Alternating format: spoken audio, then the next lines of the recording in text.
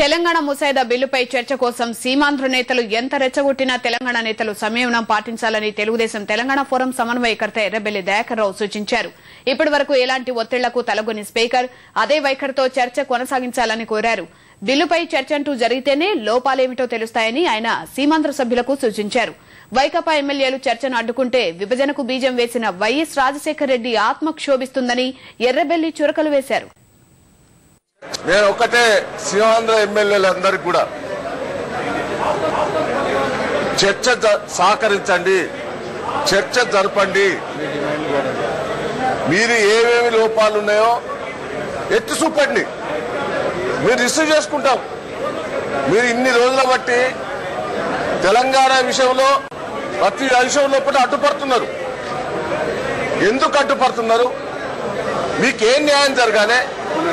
రాజ్యాంగ పరంగా ఎక్కడ లోపాలున్నాయో అసెంబ్లీలో చర్చల ద్వారా మీరు వినిపించాలనేదే మా విజ్ఞప్తి. బీఏసీలో చర్చకు అనుకూలంగా మాట్లాడిన పార్టీల సభ్యులు తిరిగి సభను అడ్డుకునే ప్రయత్నం చేయడం దారుణమని తెరాస ఆక్షేపించింది. సీమాంధ్ర ప్రాంత ప్రయోజనాలపై నిజంగా చిత్తశుద్ది ఉంటే శాసనసభలో చర్చను సాగనివ్వాలని ఆ పార్టీ ఎమ్మెల్యే హరీష్ రావు సూచించారు. చర్చకు అడ్డుపడుతున్న వారిని సస్పెండ్ చేయాలని ఆయన డిమాండ్ చేశారు. సమావేశంలో ఇతర అంశాలేవి చర్చకు చేపట్టకుండా తెలంగాణ డ్రాఫ్ట్ బిల్లు మీద మాత్రమే చర్చించాలని నిర్ణయం జరిగింది.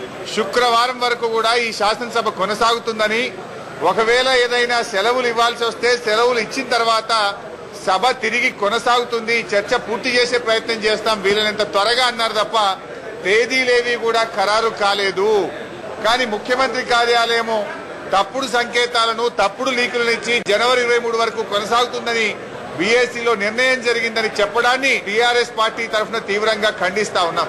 మీరు చర్చించడానికి మేము వ్యతిరేకం కాదు, కానీ అనవసరంగా రాద్ధాంతం చేసి చర్చను అడ్డుకోకండి. చర్చ జరగడమే ముఖ్యమైతే ఉదయం 8:30 నుంచి రాత్రి 8:30 దాకా 12 గంటలు మాట్లాడదాం. శనివారం, ఆదివారాలు సెలవు దినాలను రద్దు చేసి మాట్లాడదాం. మీకు చర్చ జరగడం ముఖ్యమా, బిల్లును అడ్డుకోవడం ముఖ్యమా? చర్చ ముసుగులో బిల్లును అడ్డుకుంటామంటే చూస్తూ ఊరుకోవడానికి సిద్ధంగా లేము.